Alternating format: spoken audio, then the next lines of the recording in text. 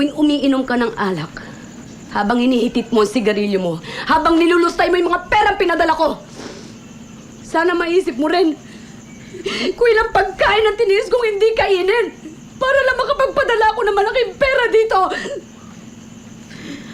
Sana, habang nakahiga ka dyan sa kutsyon mo, natutulog, maisip mo rin kung ilang taong kong tiniis ang matulog mag-isa habang nangungulila ako sa yakap ng mga mahal ko. Sana maisip mo kahit konti kung gaano kasakit sa akin na mag-alaga ng mga batang hindi ko kaano-ano. Samantalang kayo mga anak ko, hindi ko man lang kayo maalagaan. Alam mo ba kung gaano kasakit yun sa isang ina? Alam mo ba kung gaano kasakit yun?